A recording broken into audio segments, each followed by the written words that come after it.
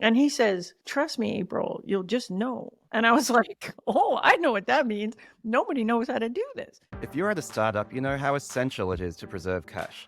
The last thing you want to do is blow a bunch of your precious capital on expensive laptops, phones, and tablets for you and your team. You have better things to do with that cash, like making a dent in the universe. That's why I'm so excited to share Circular's new Circular for Business offering. Get your hardware on affordable, flexible, hassle-free monthly payments and spend your cash on what really matters. For listeners of the Startup Podcast, I have a special offer. Once you've signed up and been approved, use the code TSP10 to get 10% off all subscriptions on our 12-month Flexi plan. We're currently live in Australia and Singapore. Go to nowcircular.com.au/business or nowcircular.sg/business to learn more and to sign up.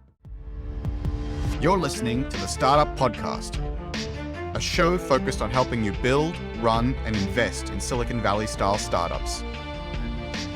Whether you're an investor, founder, or operator in a startup, you'll gain insights on the principles that power high-growth disruption, the way Facebook, Google, and Uber do it. The conversation starts now. Hi everyone, I'm Yaniv. And I'm Chris. Then I'm April. And today we're going to discuss the topic of product positioning and why does it matter for startups. Now, April Dunford, you are the author of a book called Obviously Awesome and just an absolute expert on the topic of product positioning. And in the book, you yourself say, it seems like a bit of a dry and boring subject, a bit old-fashioned. But as I read the book or listened to the book, I'm a big fan of audio books, I actually found it really eye-opening, really inspiring, and I finished the book as an absolute convert and believer in the importance of this, even at the level of fairly early startup. So I'm really excited to have you as a guest. Just before we jump into that, April, if you could briefly introduce yourself a little bit for our audience. Sure. So my background is I spent 25 years as a repeat vice president of marketing at a series of venture-backed startups. I think I did 7 in total. And about 6-7 years ago, I got sick of doing that and I decided to make the switch to consulting. And so what I do now is very focused. So I only do positioning work. I only work with tech companies. Even more specifically, I only work with B2B tech companies with a sales team. And so that's what I've been doing. And as you mentioned, I wrote a book on positioning, and so that's my jam. Very Fantastic. specific positioning that you have there, April. It's very specific positioning. So let's start at the beginning. What exactly is product positioning, and does it actually matter for startups? Yeah, so let's start with what positioning is. Like, the funny thing about being the positioning lady is that nobody really understands exactly what I do because positioning is not well understood. So most of the time when I'm talking to startup founders, particularly folks that come from the tech side of the house, there's this misunderstanding about what positioning is all about. So people will say, oh yeah, positioning, I know what that is. It's just like messaging. And I'll be like, no, not exactly. Or they'll say, sometimes you'll get into this conversation, like people like taglines. I don't know what it is about taglines, but they'll be like, positioning, that's where we come up with the tagline, right? I'm like, no, not really. Or once I had a big argument with a startup founder where he said, everything you do in marketing is positioning. And I'm like, no, man, we do all kinds of things in marketing that have nothing to do with positioning. So I like to define it this way. Positioning defines how our product is the best in the world at delivering something, some value that a well-defined set of customers cares a lot about. So that's a bit of a mouthful of a definition. Maybe a better way to think about it is it's like context setting for products. So it's the context we position a product in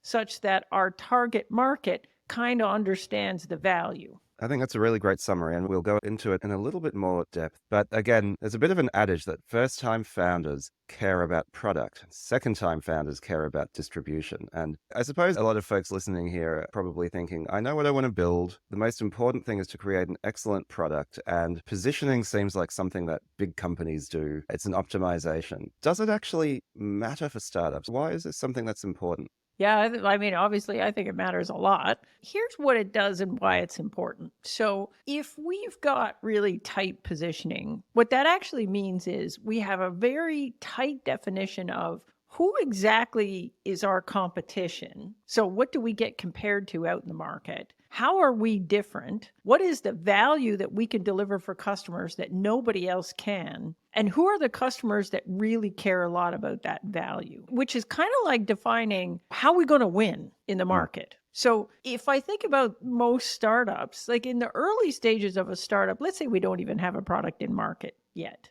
What we should have at that point is a positioning thesis. And the thesis is we went and did customer discovery. And so we're building this product to this thesis. And the thesis says, here's what I compete with. Here's how I'm different. This is the value that this product is going to deliver that no one else can. Therefore, these are the kind of customers that are going to love it. Therefore, this is the market I'm going to win. And then you launch it. And what usually happens is you're either right or you're wrong. Now, a lot of times what happens in startups is there's a thesis, but nobody's ever written it down. It's kind of at the founder's head. And then the product gets out there in the market and they're mucking around with it a bit. You know, customers like some things and don't like some things, and they shift around. And sometimes what you'll get is the positioning's just fine. And it works the way it works, and it's great. And the thing just takes off and it's fine. And it works for however long it works. Or you launch it into market and your thesis is wrong, and now you're not exactly sure what to do about that. So maybe you're getting some traction, but it's not the customers you thought you were going to get. And it's not for the reasons that you thought people were going to buy it. And now you got to kind of adjust that positioning, but you don't know how to adjust it because you never really wrote it down in the first place. In fact, you were just kind of going by gut. The other thing that might happen is you launch into market, the positioning works fine. It's obvious what the positioning should be. Everything's good. You're in market. And then what happens? 2 years later, there's 1,000 copycat competitors that look exactly like you. Now what? And again, because you never sat down and deliberately did the positioning, it's not entirely clear how you would adjust it. All you know is, well, we had a thing that was really differentiating and now it's not differentiating anymore. Meh, what do we do? And so I think it's super important for startups, big companies, everybody. Like it's essentially the definition of here's how we win in a market and getting really deliberate about that. So April, I think you've described two possibilities in regards to a lack of positioning. And I think there's actually a third one that we talk about a lot on the show that I want to connect the audience's mind to as well. So there's scenario one you described, which is that the founder has this kind of implicit sense of positioning. They go out with that hypothesis and it just works like magic. And then they're not really sure why, but it worked. And that was a fortunate outcome. The second possible outcome, maybe the more likely outcome, is they're not really precise or specific about the positioning. They ship, nothing works, they don't know why, and they don't have anything concrete to pivot or iterate on, and they're a bit lost in the mud. The third outcome is that they fail to define the positioning out front, and they end up in this thing that Yaniv and I talk about almost every single episode, which is a technology-backed services company, because they haven't chosen what we call an embarrassingly narrow and specific problem with a very specific set of people and a very specific intent or value, which is positioning, which is really what we're talking about here. And they haven't chosen that precisely or explicitly enough. And so what ends up happening is they'll sell it to anyone, anywhere, at any time that actually want different variations on the product. And they end up building something that's unpolished and unscalable. And so I think that's the third possible state as it relates to a lack of positioning, and the one we see a lot in smaller markets outside of Silicon And so Valley. you're just making up for it with a whole bunch of professional services. Well, we'll build you a little thing on it, or we'll do a little thing that's just for you and no one else. Yeah, a whole bunch of building, a whole bunch of features, a whole bunch of R&D emergencies, a whole bunch of support and logistics and operational papering, and you end up cobbling together a professional service with a technology backing. I see that a lot. They don't actually have a product at all. They have sales motions and services. Well, I've been in that company more than once. Right, exactly. It's very common company. Yeah. I actually joined a company once as the head of marketing. And I came in and I said, well, I want to install this thing on my laptop so I can fool around with it. And they said, which version do you want? And I said, what do you mean? And they had like this set of CDs on the shelf. This, I'm aging myself here. A set of CDs on the shelf. And they had names on it. And it was each of their customers. And they said, do you want this version or this version or this version? This one. I was like, oh my God, we don't have a product. That's right. We have 9 different code bases for different clients. Yeah. Wow. But we got ourselves out of that one. And how we got out of that was we struggled on every deal, and we were doing big enterprise deals. So every deal, we built them all kinds of stuff. And then we lucked into a deal with a big investment bank. And in the course of that deal, we understood what our differentiated value was. Before that, we knew that we had this thing and it could do lots of stuff. We had lots of competition, but we had a feature that we thought was really cool that nobody could copy. What we didn't understand about that feature was why anybody would care. So we'd show it, and then the customers would say, "Ooh, that's cool. What do you do with that?" And we'd say, "Anything you want." Because we didn't know what it was really good for. We lucked into doing a deal with an investment bank. And what we learned in that deal was investment bankers were like, hey, this actually really changes our sales process if you do this thing. And then we were like, well, maybe all investment bankers have that same problem. So then we started selling to investment banks. And after we'd done 2 or 3 deals, then we could see the repeatable value. And at that point, we were like, oh, maybe we actually need to shift the positioning. Previously, we were enterprise CRM, and then we shifted the positioning to be CRM for investment banks. And that's when the whole business started to take off. So if you looked at the history of that company, they had kind of limped along for almost a decade and never broke 2 million revenue. Once we did that shift and decided to focus in on investment banks, which is this place where we had this differentiator nobody could touch, including the big market leader in the space, we went from 2 million to 80 million in a little under 18 months. Our audience is composed largely of founders, and I'm a founder myself. And so listening to this, you're like, I've got this big vision and you've just hacked it into a small piece. I was like, I want to be enterprise CRM. Isn't that amazing? And now I'm like, CRM for investment banks? That doesn't sound as exciting. It sounds like a smaller TAM. Gosh, it sounds like a lifestyle business, right? The doesn't it VCs would just? come and tell you that's a lifestyle business. How many investment banks are there on the planet? This is exactly the conversation we had about this. Like, we had taken on VC money with the idea that we were going to be the world's greatest enterprise CRM. The problem is there was a 2 billion revenue company in that space, absolutely dominating it at the time. So here we are, we're like 30 people in a garage, basically, going up against this publicly traded giant company. And so how are we ever going to beat them going head to head? Like, their product was way more mature. They had way more stuff than we had. They had 400 customers. We had 6. Like, they had 8,000 employees. We had 30. There was no way we were going to beat them. And so how we eventually sold this to the investors and everybody else was we said, look, we're not saying we're going to be CRM for investment banks forever. No VC would write us a check if that's what we were going to do. The idea was we are not carving this positioning into stone and sticking with it for the rest of our lives. We're using this to wedge into the market. So we know there's a spot where we can win. So we're going to wedge into investment banking because we know we can win there. We've already won deals there. We know we have differentiated value we can do there. We're going to use that to wedge into the market. Once we've got a base of customers in investment banking, we're going to use that to get into retail banking because it's not that hard to make the move. And most of the investment banks have a retail arm. So we're in the account, we can expand over to retail. Then we're going to change the positioning. And now we're not CRM for investment banking anymore. Now we're CRM for banking. Yep. And then once we do that, now we've got retail banking. And then that is going to give us a jump into insurance because there's actually a lot of overlap between retail investment and insurance. Once we do that, now we're CRM for financial services. And so we drew this little map. And the map that we drew to show the board was we're going to be this, then we're going to be this, then we're going to be this. And then once we've got CRM for financial services, that's a massive market. Like, if we actually pull that off, now we're a big company and we're big enough to go take on the market leader and say, okay, next step is CRM for enterprise, and that's how we're going to get there. We're not just going to come out of the gate and knock off a 2 billion revenue company. Yeah. We're going to work our way up to it. The hilarious thing, though, was even though everybody was like, oh, how are you going to make any money there? It's so small. Oh, my goodness. It turned out it wasn't. Like, we did investment banking. We actually never moved beyond investment banking and got to 80 million revenue and got acquired for $1.7 billion. So it turned out that wasn't such a small market after all. Like, part of it was we could win a deal every time and we could do it in a way that wasn't competitive. Second thing was we jammed the prices way up. Like, we were the low cost provider because that was the only way we had a hope of winning a deal. But once we got into this focus on investment banking, we could put the price way up and started charging equivalent to what the market leader was. So all of a sudden our deals got way bigger. We're doing way more of them and the velocity on those deals went way up.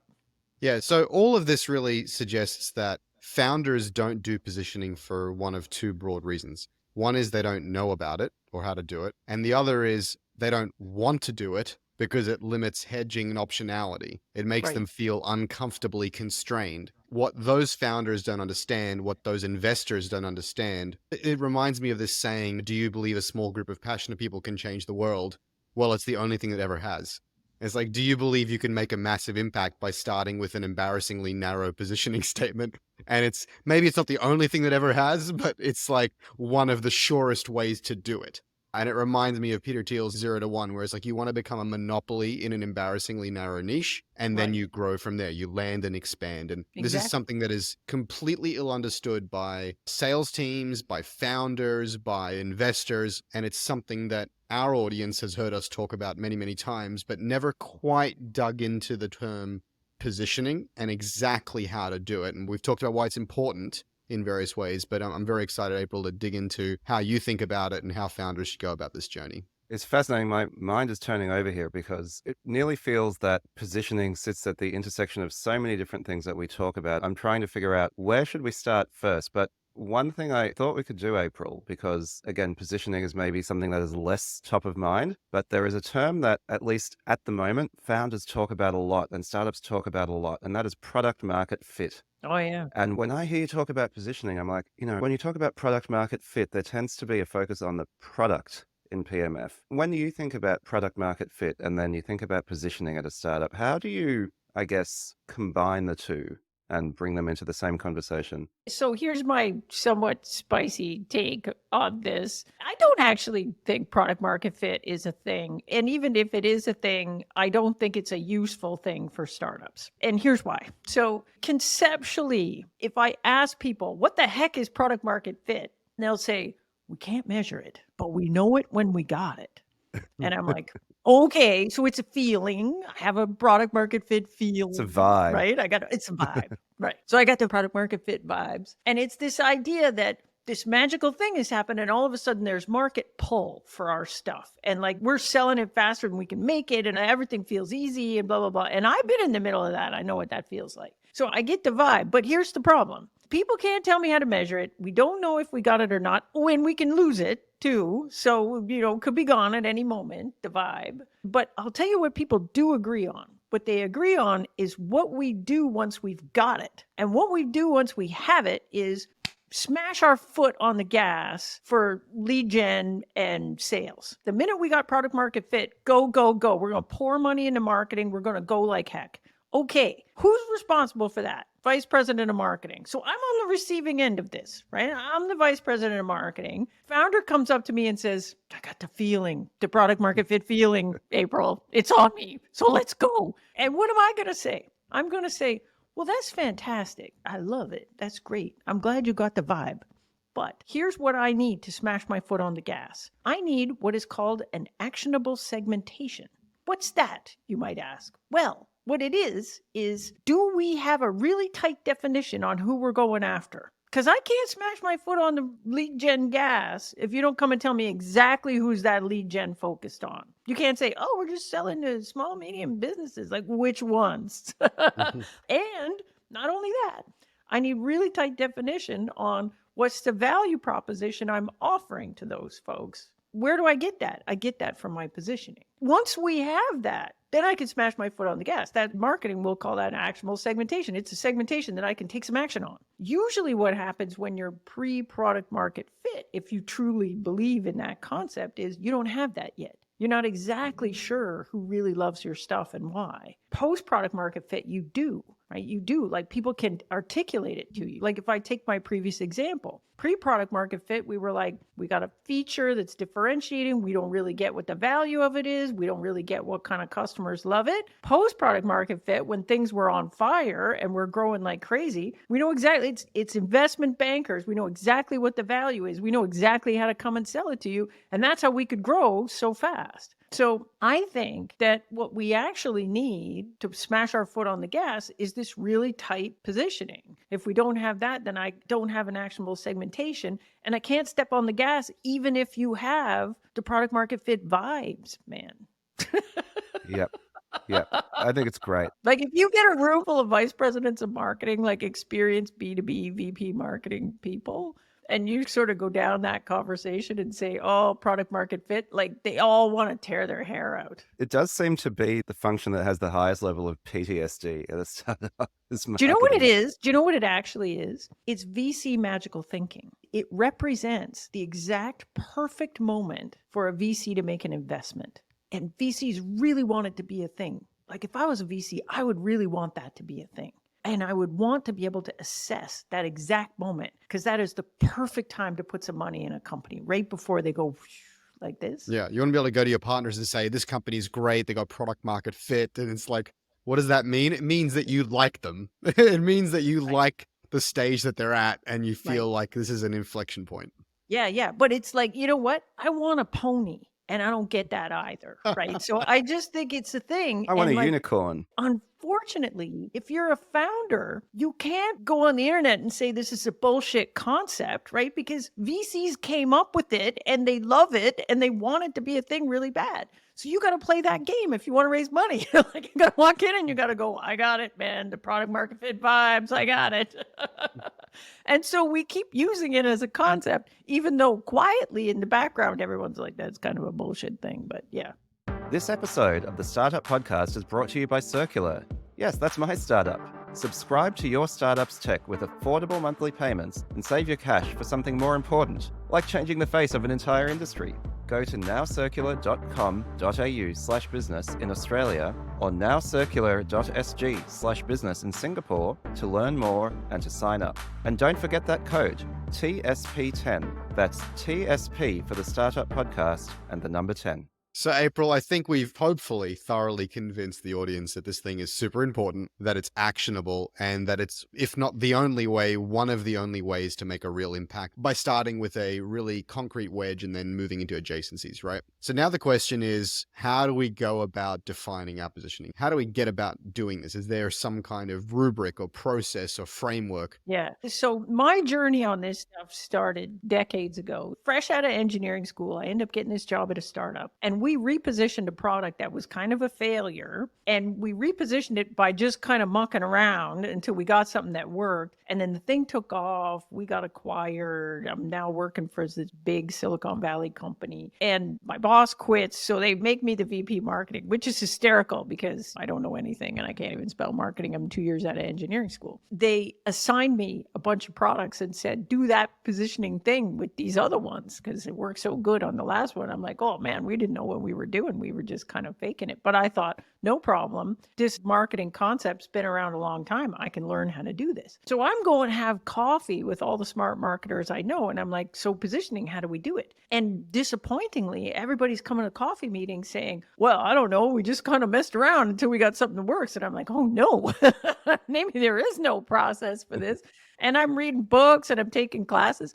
So I took this class, sort of a post-grad thing, and professor comes in and he's like, okay, today we're going to learn about positioning. And so I walk in and he says, here's how we do it. And he whips out this thing. It's called the positioning statement. So if you go to marketing school, you'll learn this thing. And if you ever read Crossing the Chasm, Jeffrey Moore's book, he talks about the positioning statement. So, you know, it's this Mad Libs fill in the blanks thing. We are a blank that does blank, unlike blankety blank, blank, blank. And so the guy's showing this and there's a blank in there that says like market category, right? And he says, and you just write it in, you fill it in, and then that's it.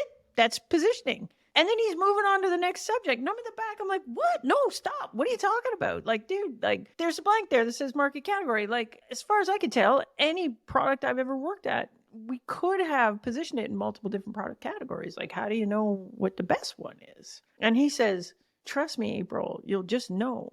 And I was like, oh, I know what that means. Nobody knows how to do this. So I was super shocked at this. There's a really popular book called Positioning, The Battle for Your Mind by these guys, Rees and Trout. Great book. You should read it. I've read it like 1,000 times. Really good. What it does is define positioning. What it doesn't do is tell you how to do it.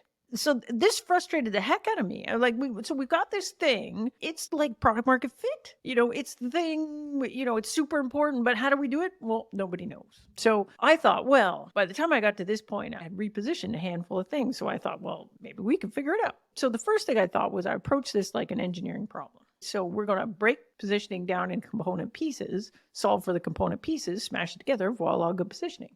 And breaking it down into pieces wasn't hard because we kind of agree on what the pieces are. It's sort of like the blanks on the positioning statement. So the components are, the first one is competitive alternatives. So if you didn't exist, what would a customer do? Second one is differentiated capabilities. What do you got that the competitors don't have?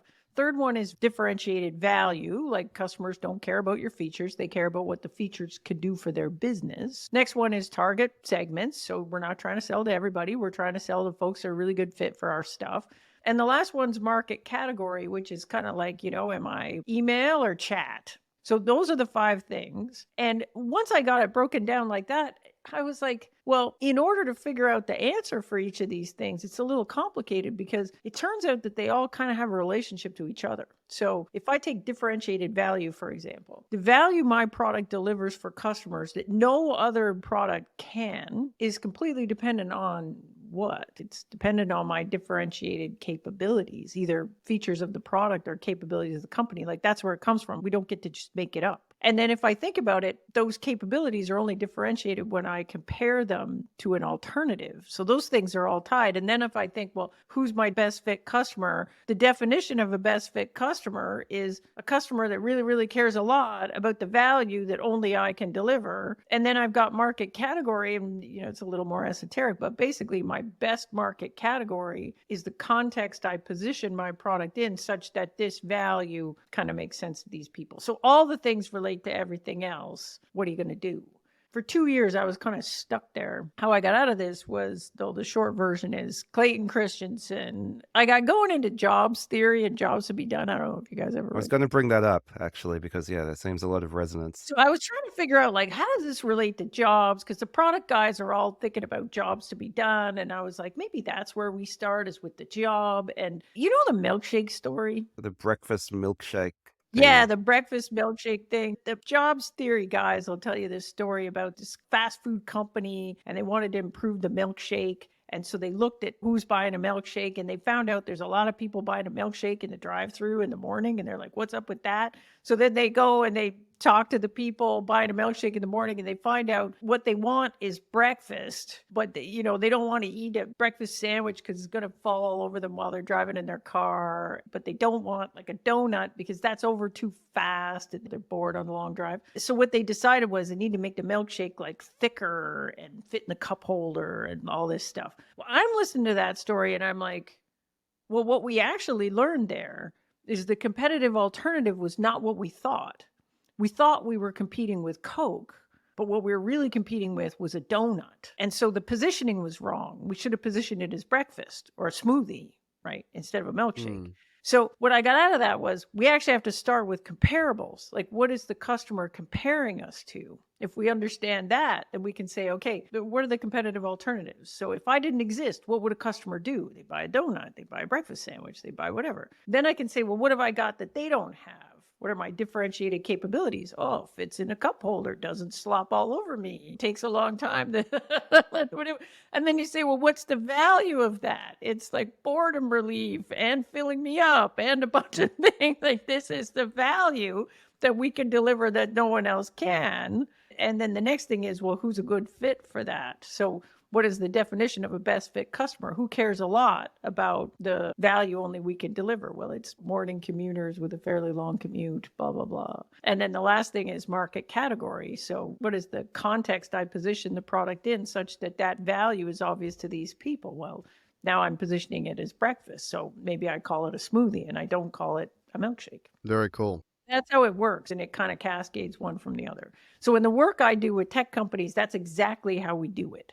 We'll start by talking about, if you didn't exist, what would the prospect do? And that's often things that don't look anything like you, much like donuts versus a milkshake. Like it's, well, I'd use a spreadsheet, or I'd have an intern do it, or I'd do it by pen and paper, by hand, as well as things that look like me. And so we'll map that out, and then we'll be like, okay, well, what have you got that they don't have? And then how does that translate to value?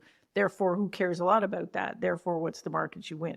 So that's how you do it. This all presupposes at the top of this chain that there is a problem statement, right? Because you're saying with the milkshake example that they kind of discovered a new problem they hadn't considered, which is a better breakfast. and they hadn't considered their product was even in that problem category. But one would imagine Right. the problem comes almost as step zero in this equation, no?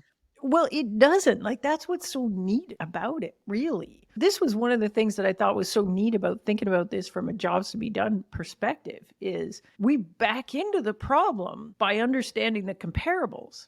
We often make an assumption about the problem we're solving, and our assumption on that is often wrong. And so Yeah. what we can look at is, well, if we're getting compared to these other things, then maybe we're actually solving a slightly different version of this problem than we thought. And so this is why companies get into a lot of trouble with this problem thinking. Like, what is the problem we're solving? And they either define it way too broad or they're just plain wrong about it. Absolutely. I think in practice for startups, and you do mention this in your book, I think it's a somewhat different exercise pre-customers and post-customers. So if you don't have any customers yet, Absolutely. then it's a hypothesis, right? And you also use this nice analogy with the fishing nets in your book, which maybe you can tell us about. In post-customers, you can actually say, okay, what are our actual customers' alternatives? That's right. So at the beginning, when you map it out like that, you're like, well, what if I don't have any customers yet? I can guess, but I don't know who the alternatives are. The way I look at this is if we haven't launched the product yet, so it's not in market, what we've got is the thesis, right? And the thesis says, I think this is who we compete with. Therefore, this is what makes us different. Therefore, this is the value we can deliver that no one else can. Therefore, these are the kind of customers who are going to love our stuff, and that's the market we're going to go win. But it's just a thesis. And so usually, and I've launched a lot of products, 16 of them when I was a VP marketing, and in all those 16, we were never right. So sometimes we were only a little bit off, and sometimes we were way off, but we were never completely right. And so the first wave of customers, we then had to do an adjustment on the positioning because we thought these kind of people would love us. It turned out these other kind of people love us. We thought this was really valuable. It turned out it was a different thing that was valuable.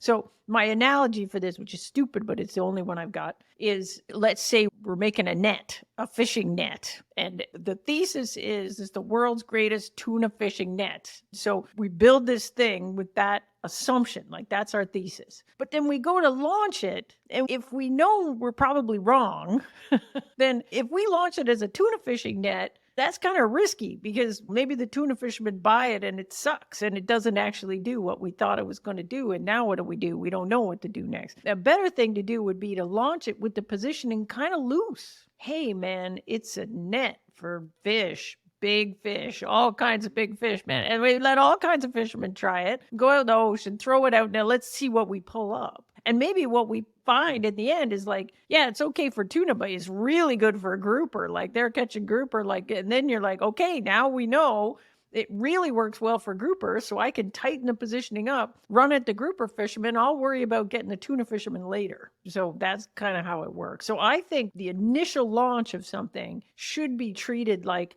we have a positioning thesis. We need to validate the thesis. And we don't necessarily need to expose the positioning thesis to customers quite yet until it's been validated. Once we validated it, then we can tighten it up and go run at that in the market and use that to launch the thing. This is where the art of it comes in, right? Because if you Right. launch it broadly as a net and you end up catching a whole bunch of different customers who want to use the net in a whole bunch of different ways, Yeah. and then you have a failure to tighten, let's call it, that's when you end up in that third category at the very top of the episode, where you end up being a technology-backed services company because you're helping people custom make and deploy these nets for There's whatever. a whole bunch of things to think about. Like Right. one is you should treat early customer experience like validating the thesis. So if you actually wrote the positioning down before you launched it and said, okay, we're validating this thesis, then what you're looking for is you're looking for the common thread. We've got this bunch of people and on the surface, they all look different.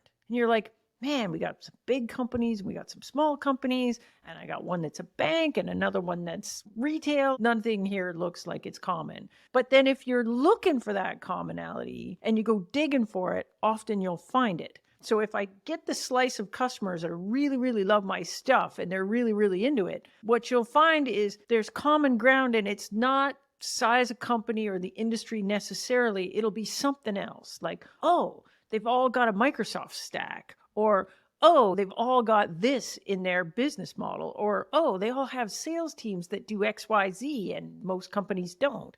And so you're looking for that thread. So what you should be doing is trying to validate, like, are we getting compared to the things we thought we were going to get compared to? If not, how's it different? Are our differentiated capabilities the things that we thought, or is it something different? And when I go and talk to those customers that are really happy, like, how do they talk about the value? Is it the way we thought it was going to be or not? And all those things should give you the clues about who loves our stuff and why. The mistake I often find, though, is people are not concerned or freaking out that all of these things look different and trying to then find the commonalities. Right. The observation most founders have is, oh yeah, these guys all look the same because they all want my CRM. They're all fish. They're You're all fish. Yeah. Right. And so founders have no problems finding right. the commonalities. So they're like, yeah, these guys all want CRM. This is great. This is our market. In common is they're all giving us money. Yeah, the common thing is that we've all managed to convince them to close. Exactly. So really the instruction or the advice really, April, here is you can have a thesis and you go out into the market, you test that, and you're going to learn that different kinds of customers are going to react in different kinds of ways. And you need to find the strongest signal, the strongest repeating patterns. And you need to be, again, embarrassingly specific about what the common elements are, where that specific customer problem intent combination is, and then very, very quickly snapped into focus a tight positioning once you've done that validation. That little dance, that little two-step dance of start wide, find a real pattern in an embarrassingly narrow case, and then focus in, that little step is often done very, very poorly by inexperienced founders. As you speak, I'm reminded very much of the concept of product discovery as well. I'm quite a big fan of Marty Kagan. We've had him on the show, and the work of Teresa Torres, who works with him. The concept of product discovery, and in a sense, what you are talking about here is positioning discovery. And again, I'm just struck by the duality here and a sense that these are not two separate things, but they are two angles on the same thing, which is figuring out what resonates with the market, what problems your product actually solves, and then doubling down on that. The idea, I think, is that you have to kind of go into your version one of a thing. Like, first of all, I think everybody should be doing their homework, and thoughts and founders are not actually doing customer discovery before they build the thing. But ideally, you have done customer discovery before you build the thing. But you should run on the assumption that this first wave of customers is just to learn from. This is not actually your business yet. What we have is a bunch of assumptions, and we're testing that giant pile of assumptions to see, is this really going the way we assumed it was going to go? The answer is always no. And so in what ways did it not play out the way we thought it was going to play out? Which brings me to my next thing that again came up in the context of product discovery. You use this lovely term, positioning baggage, which I love. And in particular, when we talk about founders, again, we've got a group of founders listening to us, and founders have visions and they have this strong motivating factor. They have a backstory and they define a company mission and they kind of know what they want to be. And I think that it's very hard to let go of that. It's nearly a question of, do you stay the course obsessively with your initial vision, or do you listen to the market? I guess the answer is a bit of both, but how do you navigate that positioning baggage, especially with founders or as a founder? Well, there's two things here, I think, to think about. So first of all, there's this concept of positioning baggage, which you'll see this a lot in companies that have been in the market for a while. And the founder had this idea, like, we're going to go build this thing. This is what it is. Like, I worked at a company once where the original founders were a couple of guys with PhDs in database technology. And they're like, we're building a database. Like, we're building the world's greatest database. And this is what it is. But then you fast forward a couple of years and the market had really shifted. And if you looked at the kind of database workloads we were really appropriate for, we were really more of a data warehouse than a database. But that was a big shift internally to get our heads around that, because we were like database people making a database. And so we had to like redefine what we were in a way. So there was this big database positioning baggage in the company, and we had to kind of work to get off of that and say, yes, we're not like what you think a data warehouse used to be, but we're what a data warehouse is now. Like, that's how we're going to go. So that's one thing. Here's the second thing, though, that I think is related to this, that I think is really important. If you're a startup Typically, there's the big vision. And the big vision is not the product you have today. The big vision is the all singing, all dancing thing you're going to have in 5 years, 10 years, when you've built it all out and have a big bunch of customers and maybe a bunch of data to work with and some other things. And if you're going to raise money, that's the story that you use to go raise money. So you're like, okay, I got this thing right now, but that's not what I'm here to talk to you about today, VCs. I'm here to talk to you about the all singing, all dancing thing that's going to be there in 10 years. And you sell the investors on that. And that is a very specific story that is all about the world is changing. And as a result of those changes, there's going to be upheaval in the market. And there's going to be this space for a solution like ours. It's going to look like this in the future. And that's where it's going to go.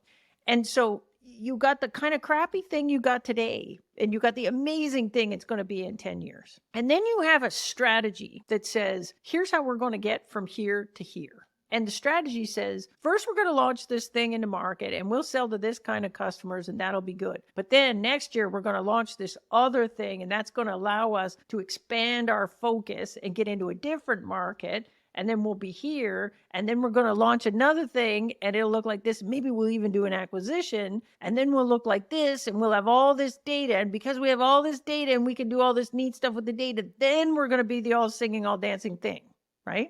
At every step in that journey, your positioning's going to change. And so the mistake that a lot of early stage founders make, I believe, is they're trying to use their VC pitch with customers, and it just doesn't work for a lot of reasons. One, you don't have that thing yet. And customers are not going to pay you today's dollars for like tomorrow's thing that is maybe going to come. They want to know, like, what are the problems you solve today? Because I'm going to give you my dollars today for the thing you got today. So at every step in this strategy along this journey, you're going to have this positioning. So if I come back to my previous example, step one, we're CRM for investment banks, and then we're eventually going to be CRM for financial services. Then we're going to be enterprise CRM. So we're still telling that enterprise CRM story to the VCs. That's still our vision. But that's not what we're selling right now because we can't sell that. We can't win there right now. And so I think it's really important that founders kind of separate that out. You're going to have one story that you're telling the investors, but that is not necessarily the best sales story that you're going to have right now. Positioning is all about the best possible story for how does the thing we have right now win in the market as it exists right now. As you're talking, I've been very guilty of this problem, right? In a previous company that I started, we had a very, very big vision to give what we thought of as like military grade infrastructure to major media companies and brands to catch up and keep up with Facebook and Twitter and what have you with real-time social experiences on their owned apps. We didn't have that. We were building it as fast as our little hearts could go. And we were trying to build a developer ecosystem on top with a whole bunch of applications and things. And we just got caught in so many of the things we talk about on this show. The technology-backed service, it was overcomplicated. It was quite a lot of support and customization and deployment and so on. But what we also ended up with was a lot of unhappy customers who were buying the vision of this epic stack of technologies to transform themselves. A, they couldn't digest that. Their product managers, designers, and engineers were not good enough, and their internal processes were not good enough. And B, our product and tech stack wasn't good enough yet. And so, we failed to do the hard work, the embarrassing work, the frustrating work of narrowing ourselves down and understanding what we did in that moment in time, trying to chase that dream. Right. And it doesn't mean you're giving up on the dream. That's the thing. What you'll get is that founders will be like, but I told the investors I was doing this and that's still the vision. Yes, it is the vision. You're just not there yet. Think about Salesforce. What was Salesforce when they launched? They were CRM for SMBs. Nobody remembers that. Their target market was companies with less than 5 salespeople. That was their initial target market. Why was that their target market? Because they had a killer differentiated feature, which was you didn't need an IT team to install it. And so at that point, all of SMB was left out of CRM because all the CRM was on-prem software, so you needed an IT department. And Salesforce showed up and said, hey, little tiny weeny beanie little company, we can give you CRM just like the big guys have. And the great thing is no software, no problem. You don't have an IT department, no problem. Does anybody remember that now? Nobody. Is Salesforce even a good CRM for that part of the market? No, they're a terrible CRM for that part of the market. They've left that market completely, right? And that's okay. Like, that's how it's going to go. Like, you're going to start somewhere. But even back then, Benioff had the vision of like this all singing, all dancing platform for SaaS thing, whatever. That's what he was telling the investors. But what they were selling to people on the ground was this CRM for SMB, super easy story to understand. We've talked on the show a couple of times about this idea that there's two broad categories of founders who are making this fundamental mistake. One category is founders who are obsessed with the dream and do not want to narrow down their positioning because of fear of killing the dream. And then there are the pragmatists who have found the vibe, the product market fit vibe. They've found a tactical solution to someone's problem, and they're afraid to change their positioning for fear that they might lose what they got. They're addicted to that revenue. They're addicted to that very tactical thing. And they're worried by broadening out, actually, that they're diffusing the focus or they're no longer paying attention to the key metrics or what have you. That second category we haven't really talked about in today's episode very much, but it's knowing when to let go of the last positioning to give the product team, the marketing team, the sales team permission to start to expand their focus to go from a point product to a line and go from a line to a square, from a square to a cube.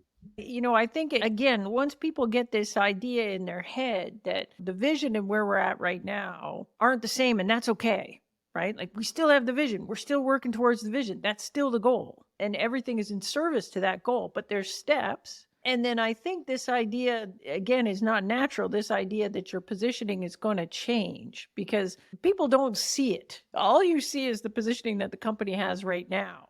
But if you back it up and pick any successful company you want, like here's one, Snowflake, right? So Snowflake, as far as I can tell from the outside, has this big vision of being everything for data in the cloud, everything.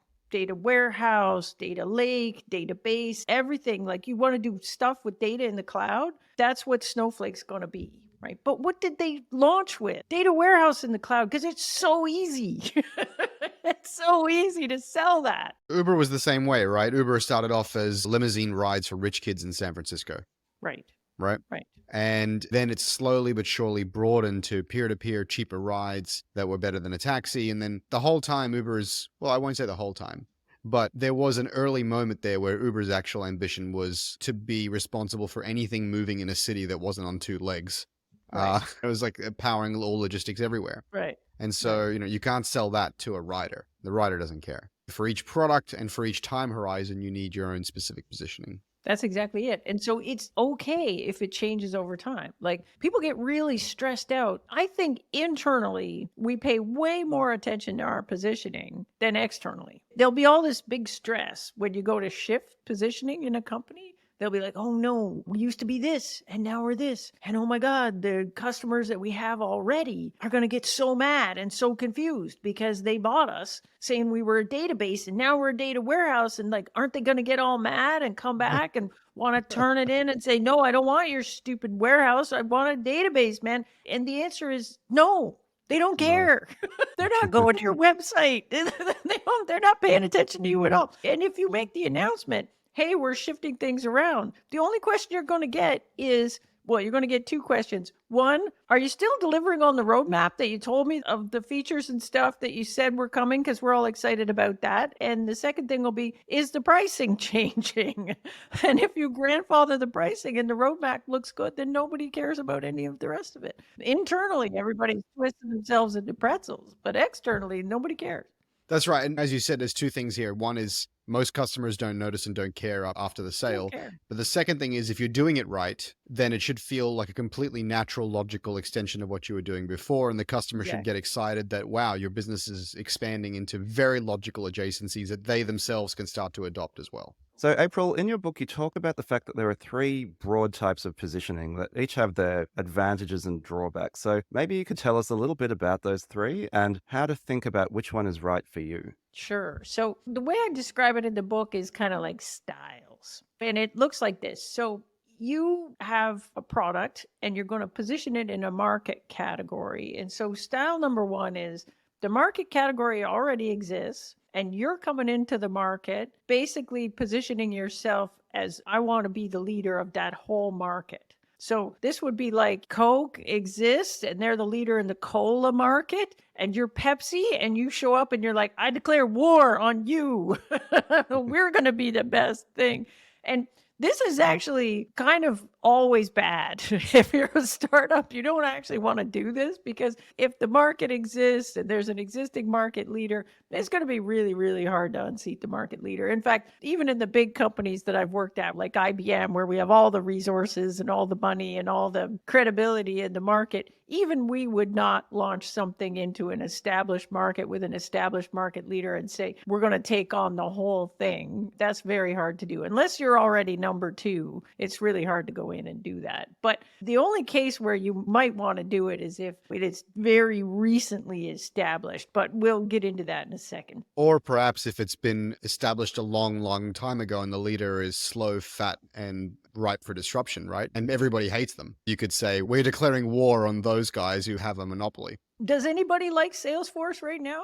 No, which I think is Nobody. why they're probably... Would you go into a market and take them on head to head, all X billion dollars of them? Maybe. I'm telling you, it's really hard. It's really hard if there's an established leader. Now, if they're not that big and there's been something crippling happen, which occasionally happens, like being bought by Elon Musk, right? There's two or three competitors that have come out and they're like, we're going to take on Twitter. That's right. You can have things like that, or they basically went into bankruptcy protection. They got fined for doing something really bad, and that's got the whole market spooked that this is not a good company anymore, and maybe you should be looking other places. Occasionally you'll have a thing like that, but it's pretty rare.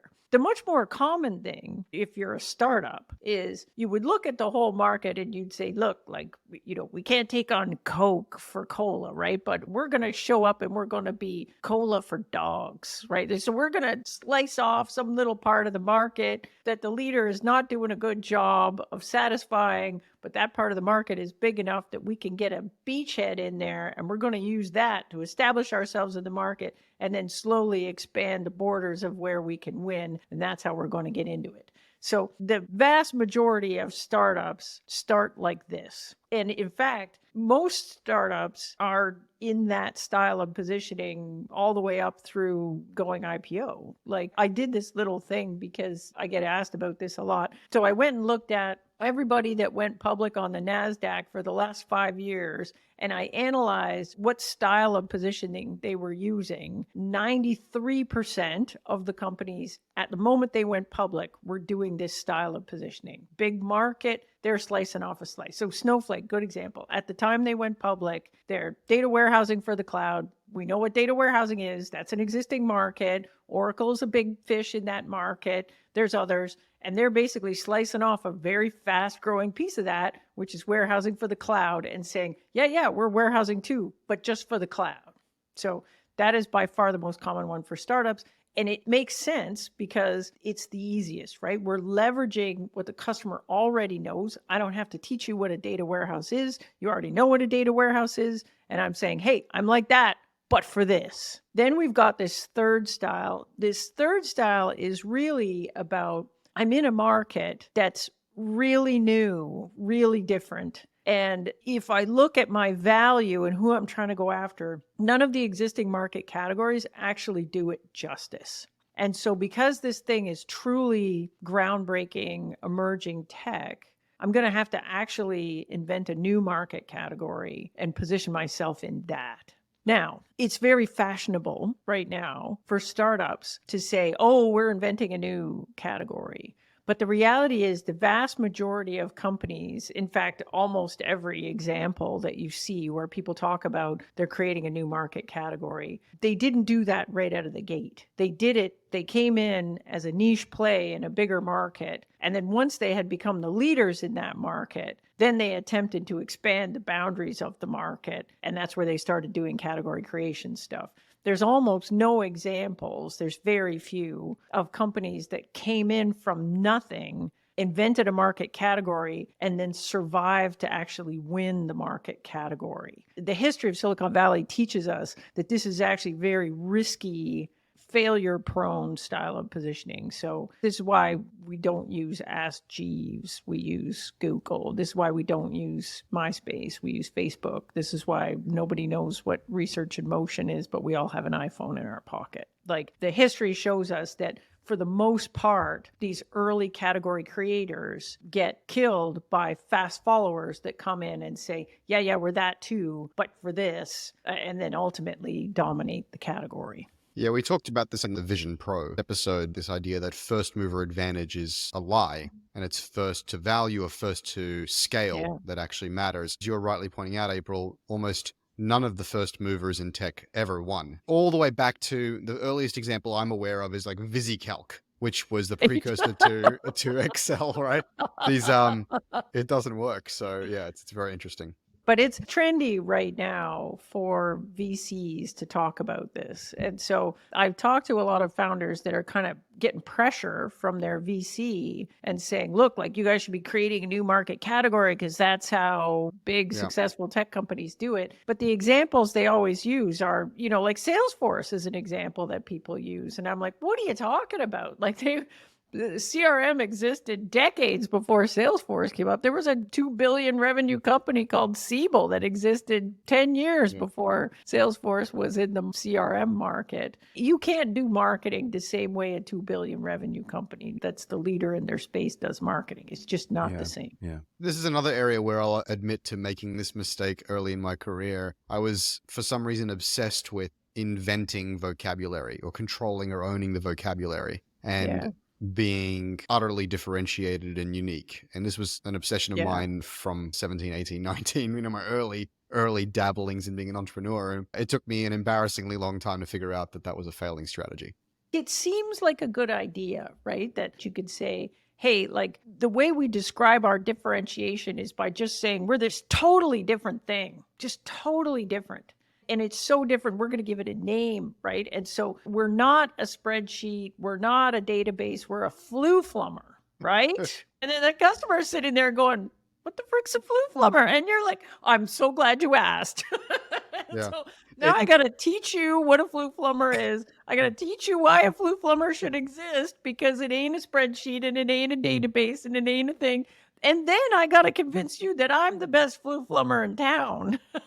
Even if you're successful, like, even if you were successful in making a flummer a thing, it's going to take you 5, 6, 7 years to do that, a ton of VC money. You've survived all the way through there. Now the flummer is a thing. And what happens? 9 million fast follower competitors with fresh money come in right at the point when you're exhausted and your VCs are like, TikTok, why isn't this $1 billion thing yet? These new folks show up and say, oh yeah, flummers, we do all that too. And we do it just like them. And we didn't have to struggle for 5 years to make flummers a thing. We just showed up and said, yeah, we're the flummer too, only we're better.